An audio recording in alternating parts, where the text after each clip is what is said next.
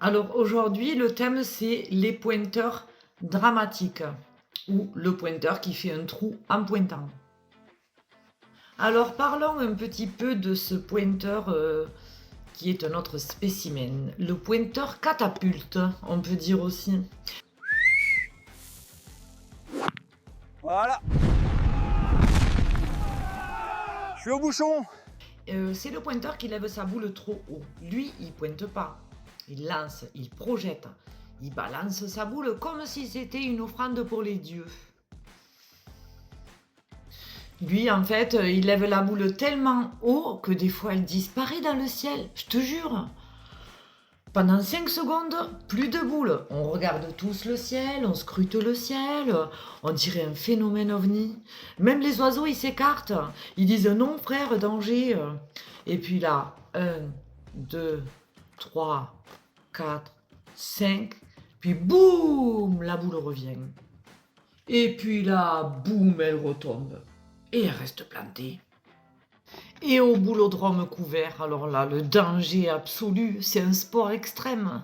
Le gars, il lève sa boule tellement haut qu'il touche le plafond, oui, le plafond, ou le néon. Et on entend PAM, le plafond, il tremble, l'étoile d'araignée tombe sur nous. On croit qu'il y a un séisme. Pendant une seconde, tout le monde se demande, est-ce que le toit va survivre aujourd'hui ?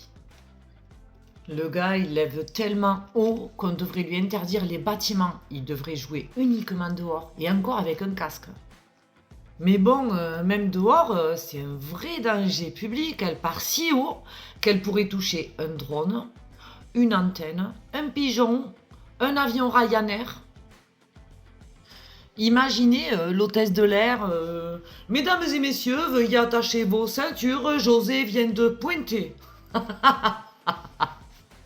Le gars lance tellement haut qu'un jour on va voir sa boule revenir en météorite.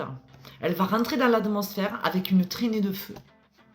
Oh, recule, recule, il pointe. Attention, la boule elle va retomber. Vite, mettez un casque.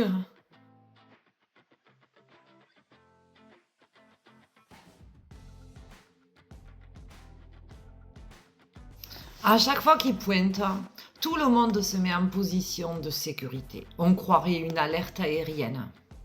Et le terrain, le pauvre terrain, il est traumatisé.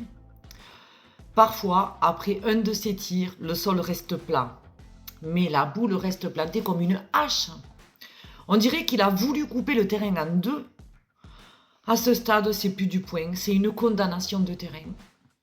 Et demain, on attaque un sujet très sensible, très sensible, parce qu'on entre dans la catégorie des adversaires mauvais perdants. Et là, je peux dire qu'il y a du niveau. On va parler d'un personnage mythique, l'adversaire qui ne sait pas compter. Tu connais? Ah oui, on en a tous croisé un, bien sûr, sur les terrains. Tu sais, celui qui perd, mais il dit qu'il a gagné. Celui qui enlève ou rajoute des points, comme par magie. Demain, prépare-toi, parce que ça va compter faux. Ça va crier et ça va être très drôle.